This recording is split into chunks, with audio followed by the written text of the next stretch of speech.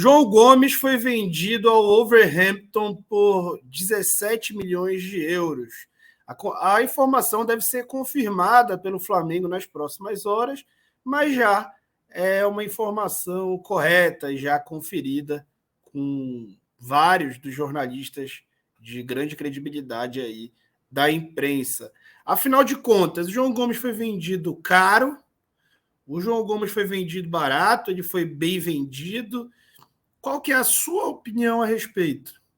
Aqui, mais do que a minha opinião, eu vou tentar trazer uma análise de mercado, técnica e impessoal, de forma a tirar qualquer dúvida de vocês a respeito dessa venda.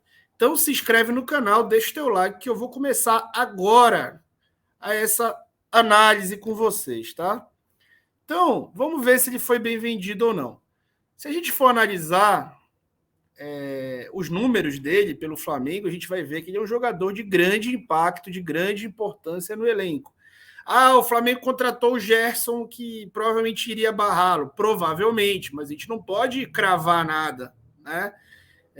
O fato é hoje, o que tem de factual hoje, é que o João Gomes foi o cara que, junto ao Gabigol e ao Everton Ribeiro, foi o que mais disputou partidas na temporada de 2022, com 63 partidas. Dessas 63, 49 foram iniciadas. Ele só iniciou menos partidas entre os jogadores de linha do que o Gabigol, tá? Entre os goleiros também. 2 gols, 2 assistências, números baixos, né? Mas naturais da função dele. 18 chances criadas, o 10º, né? Número discreto para um cara que jogou tanto, teve bem menos chances criadas do que vários caras, inclusive de posição igual a dele, que jogaram menos do que ele, metade do que ele, por exemplo. 110 faltas sofridas, ele foi o terceiro no quesito, ele é um cara que carrega bastante a bola, né? Passa menos do que carrega, né? Ele rompe, é uma boa característica dele. Ele foi o terceiro que mais sofreu falta na temporada. 122 faltas cometidas. Ele foi disparadamente o jogador mais faltoso em quantidade de faltas que o Flamengo teve na temporada. O segundo teve 72. Então, ele teve quase o dobro do que o segundo colocado no número de faltas cometidas. Isso se deu também por conta do plano de jogo do Dorival. Aquele losango do Dorival, sem amplitude entre os pontos, sem dobra do corredor lateral, a gente abordou várias vezes aqui no canal, fazia com que o João e Everton estivessem sempre atrasados no combate. O Everton fazia um combate diferente e o João ia sempre para a disputa, né, por ter explosão, ter velocidade, ser um jogador de marcação. E isso o fez tomar muitos cartões amarelos. Ele tomou 20 cartões amarelos, foi o primeiro. Só não foi o primeiro disparado, porque o Gabigol também teve 20 cartões amarelos por outros motivos, né? Enfim. 2.300 passes, ele foi o quinto que mais trocou passes, né, entre todo o elenco do Flamengo. 17 passes-chave certos. Foi o 7º apenas nesse quesito. Tendo em vista que todos os números dele são altos, porque ele foi o cara que mais disputou partidas pelo Flamengo, tá? Isso precisa ser contextualizado. 238 bolas perdidas. E aí vejam esse balanço, né? Ele perdeu 238 bolas, foi o quinto, e ele recuperou 239 bolas, foi o segundo, perdendo só para o Léo Pereira nesse quesito. Isso é curioso, né? Isso é curioso. Ele recuperou o mesmo número de bolas que perdeu. 300, e essa era uma crítica muito realizada contra ele, né? Então indica que a crítica tinha algum sentido. 340 tentativas de desarme, o segundo tem 188, ou seja, é disparadamente o jogador mais combativo do elenco, tá? Isso aqui diz o quanto ele é combativo e não a quantidade de vezes que ele acerta esses desarmes, né? Ele teve 61% dos desarmes certos e foi o 10º. Colocando entre comparação, todo mundo que teve de 20 partidas para cima, ele foi o 10º com 61% só de desarmes certos. Então ele é um cara muito combativo, que chega muitas vezes atrasado, por isso comete muitas faltas, e também tem um componente tático que diz respeito a isso. 199 interceptações, ele foi o quarto. Então são números de jogador importante no elenco, além de ser titular, né? Além de que ele era titular ou é titular, até não foi reserva até ser vendido. O que influencia o valor de um jogador? Vou lembrar para vocês, né? O clube influencia, ou seja, se eu estou num time rico ou num time pobre, é diferente o preço que eu vou ser vendido. Se eu jogo numa liga rica ou numa liga pobre, se eu jogo numa liga exportadora ou eu jogo numa liga que é compradora, ou se eu compro um jogador da mesma liga que eu, isso tudo influencia no preço. A idade, a posição do jogador, ou seja, o centroavante tem um preço diferente do goleiro. Tá? Natural isso. O melhor centroavante da história sempre vai ser mais caro do que o melhor goleiro da história. Tá? Tempo de contrato, ou seja, se eu tenho 5 anos de contrato e querem me comprar, o clube que vai me vender está respaldado por 5 anos. Agora, se eu tenho 1 ano de contrato, daqui a 6 meses eu posso fazer um pré-contrato, o clube com que eu tenho o contrato vai precisar fazer qualquer dinheiro comigo. Tá? Então, o tempo de contrato interfere também.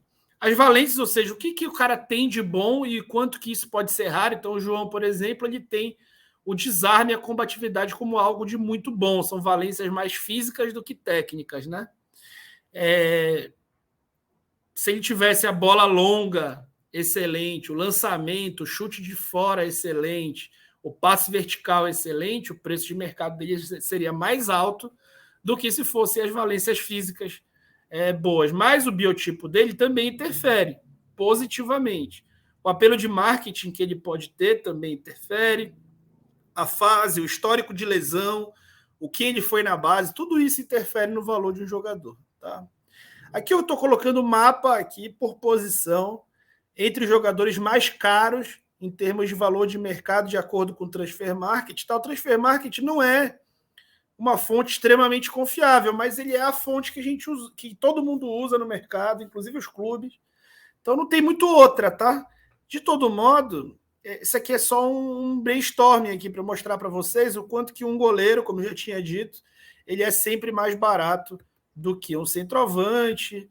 Aqui o Haaland, por exemplo, 170 milhões de euros, e ao mesmo tempo que o Tchouaméni, que é o volante na função do João Gomes, 80 milhões de euros. Né? Então, ou seja, o volante ele só vale mais aqui do que o goleiro e do que os jogadores ali de defesa.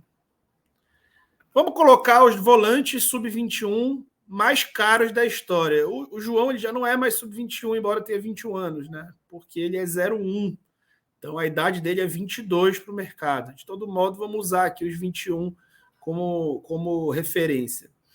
Os volantes sub-21 mais caros da história tem o Onaná, que foi recentemente, né? Recentemente do Lille para o Everton, 35 milhões. E vejam como no top 10 o valor transacionado é parecido com a venda do João Gomes, 17 milhões o Rubem Neves, Tchouaméni do Bordeaux para o Mônaco por 18 milhões, o Danilo foi vendido por 20, vai entrar aqui nesse meio. Então, esse valor de venda é um valor de Europa para Europa. Se você for olhar aqui, ó, você vai ver que, fora o Fernando Gago, que foi um fenômeno na época, não tem jogadores ali vendidos de América do Sul para a Europa. Já são vendas internas, né, que Flamengo e Palmeiras podem estar aí eliminando esses intermediários de alguma forma. Os volantes brasileiros mais caros da história, ou seja, volantes nascidos no Brasil mais caro da história, top 10 disso aí. Então a gente tem o Emerson, né, pentacampeão mundial, por 18 milhões de euros, na época era muito mais dinheiro do que hoje. O Bruno Guimarães 2 vezes, né, ou seja, primeiro na saída dele do Atlético Paranaense para o Lyon por 20 milhões, ou seja, o Bruno Guimarães foi vendido por 20 milhões. O Gerson foi vendido do Flamengo para o Marseille por 20 milhões e 500 mil. Então ele não está aqui porque para o Transfer Market ele não é volante. E vocês podem ver como nessa lista aqui só tem uma venda saindo do Brasil, que é a venda do Atlético Paranaense do Bruno Guimarães. O Bruno Guimarães é um fenômeno, tá? Para essa posição no mercado, ele é um fenômeno. Aqui vamos seguir para a segunda página dos volantes brasileiros mais caros da história, um top 20 agora, de 11 a 20. A gente vai ver aqui já algum cara saindo do Brasil. Quem é? Thiago Maia, também volante do Flamengo, que foi vendido por 14 milhões. Na época ele tinha 20 anos e ele era ali da época do Neymar. Ele ganhou os títulos dele ali como muito destaque, foi campeão olímpico, né? E aí ele foi vendido por esse preço, né? Então a gente precisa contextualizar. Precisamos contextualizar porque o Thiago Maia, na época, tinha um tamanho muito maior do que o João tem hoje. Tá? E aqui continuamos, né? Douglas Luiz, na saída dele do Vasco para o Manchester City, não está nem aqui. Tá? O top 10 vendas de volantes mais caras da história do Brasil. Tá? Então, aqui, o top 1, Bruno Guimarães, e o 10º é o Wallace, do Grêmio para o Hamburgo. O Wallace frequentemente ventilado no Flamengo. Então, vocês podem ver aqui como dessas vendas aqui, o João Gomes vai ser a segunda mais cara e o Danilo vai ser a primeira, empatada com o Bruno Guimarães. Então, assim, o Brasil não é um país exportador de volantes, por melhores que sejam os nossos volantes. Por quê? Porque talvez a maturidade que o mercado europeu enxerga na nossa liga aqui para a formação desse tipo de jogador não seja a mais adequada, né? O Casemiro, ele fez um estágio grande, né, no Real Madrid B, depois no Porto, foi vendido para o Porto, o Real Madrid recomprou, até ele se tornar o jogador que ele é. Quando ele sai do São Paulo, ele sai em baixa. O Bruno Guimarães não, foi realmente uma ótima venda do Atlético Paranaense na época, e não é porque o Bruno Guimarães hoje é um fenômeno que ele foi uma má venda na época. Ele simplesmente não valeria muito mais do que aquilo e o clube não conseguiria faturar com ele. Aqui as top 10 vendas de volantes na temporada 22-23. O Tchouaméni foi vendido por 80 milhões, o Casemiro por 70 milhões, o Calvin Phillips para o Manchester City por 49 milhões e o Onaná por 35 milhões. Desses caras aqui que foram vendidos, foram vendas realmente altas, uma para o Real Madrid, outra saindo do Real Madrid, ou seja, para contratar jogador do Real Madrid, o Casemiro, não preciso nem falar nada. Outra, o Calvin Phillips, que já era uma realidade de Premier League experimentada, de Premier League para Premier League sempre é muito caro. E outro, o Onaná, que é um jogador que é uma promessa. Desses caras para baixo, todas as vendas estão na ordem de grandeza da venda do João Gomes e da venda do Danilo. Todas as vendas estão nessa mesma ordem. Aqui, top 10 vendas de volantes da temporada 21-22, temporada passada. O mais caro foi o Bruno Guimarães, e fora o Bruno Guimarães, como eu falei, é um fenômeno, é um ponto fora da curva, todo o resto na ordem de grandeza aqui, ou abaixo, ou bem abaixo da venda do João Gomes e do Danilo. Ou seja, não tem como ter sido uma má venda, tá, gente? Comparando superficialmente, o João Gomes faz a mesma coisa do Bruno Guimarães, só que no outro lado, tá? Tem bem menos competência para fazer isso, na minha opinião, mas ele faz um papel análogo, tá?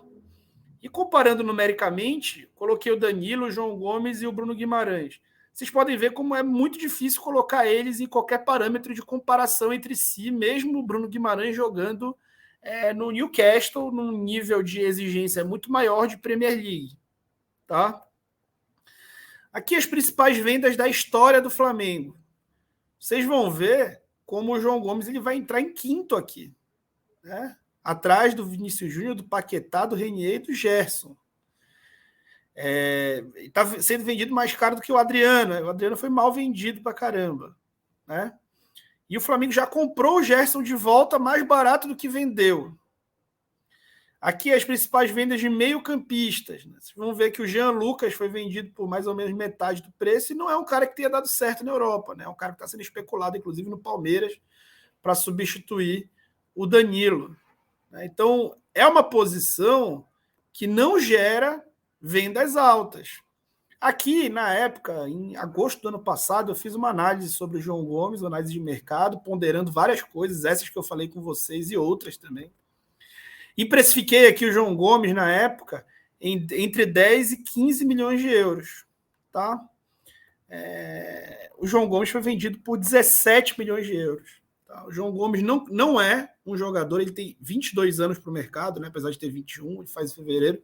Ele é 01, então ele tem 22 anos para o mercado. O João Gomes, com 22 anos para o mercado, já não tem mais uma idade de esperar para ser vendido. A hora de ser vendido numa venda alta seria agora ou estourando no ano que vem, caso ele fizesse uma baita temporada.